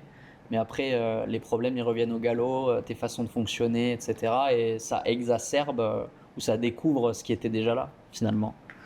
C'est très vrai. Troisième question, c'est quoi la chose dont tu es le plus fier dans tout ce que tu as construit jusqu'à aujourd'hui? Bonne question. Le choix est dur. Le choix est très très dur. Avoir enseigné en école supérieure. J'ai enseigné quasiment 10 ans en école supérieure. Mhm. Je pense que c'est ma plus grosse fierté. Je n'ai pas construit l'école, c'était juste mon métier, mais ce que j'ai construit avec les élèves, ce que j'ai pu transmettre, je pense, Ça, c'est tu une de mes nous en plus as grosses pas parlé, fiertés. ça. Ouais, j'ai fait beaucoup de choses, donc on ne peut Tu pas vois tout ça? placer. Donc, être prof. Ouais, j'ai été prof de 2014 à quasiment 2023, ouais, Mhm. donc 10 ans. Et ça a été un truc très important dans ma vie, parce que j'ai pu transmettre. Moi, j'ai appris tout seul. Et le fait d'apprendre quelque chose, tester cette chose et transmettre, c'est une loupe que j'adore. C'est vrai. J'apprends un truc, je le teste, je le mets en pratique et je le transmets à quelqu'un. C'est une loupe, magnifique. c'est une feedback loop pardon, que j'aime beaucoup. Et en école, j'ai appris beaucoup de choses parce que en essayant de transmettre aux autres, tu vas aller réapprendre des choses pour mieux les transmettre. Tu vois. Tu vas te dire, ok, je connais ce sujet, mais c'est quoi, je vais aller le revoir. Tu vois. Et donc j'ai appris trop de choses, il y a eu des belles rencontres, il y a eu de beaux témoignages, tu vois, de gens qui me disent ma vie a changé quand je suis entré dans ton cours. Et ça, c'est des souvenirs que je garderai à vie, tu vois. Même quand j'aurai 80 ans, savoir qu'il y a tel élève un jour dans cette année, mon cours lui a donné la passion ou l'envie ou lui a ouvert l'esprit sur un truc qu'il pensait pas possible, c'est un grand plaisir. On revient sur l'alignement alors. Ouais, on revient sur l'alignement. Donc toi, pour être aligné, le dev ultime, Ariel, tu as besoin de transmettre, tu as besoin d'aider en fait. Exactement. Magnifique, on va se laisser là-dessus. C'était super, C'était super, ouais. j'ai kiffé. Est-ce que tu veux nous parler, mettre quelque chose en avant auprès de la communauté? Ouais, si vous cherchez une plateforme justement de formation pour créer votre académie en ligne, votre école en ligne, ou même que votre entreprise en cherche une, vous pouvez aller sur Teacheasy ou Teacheasy Plus pour les grands comptes. Voilà, plateforme de formation orientée pédagogie. Génial, et on peut te suivre aussi peut-être sur Instagram? Sur Instagram, le Dev Ultime, TikTok, YouTube aussi. Ok. Donc pour ceux qui veulent, voilà. Ils viendront te voir. Pour ma part, n'hésitez pas à nous suivre donc sur les réseaux sociaux, le Reset Podcast ou alors mon compte perso Max Desgarniers. Vous pouvez aussi écouter ce podcast à l'avenir sur Spotify. Merci d'avoir regardé le Reset. Merci beaucoup Ariel pour cette entrevue, c'était vachement Merci à toi, cool. Max. Génial. Et je vous souhaite donc une bonne journée, une bonne soirée. À la prochaine, ciao.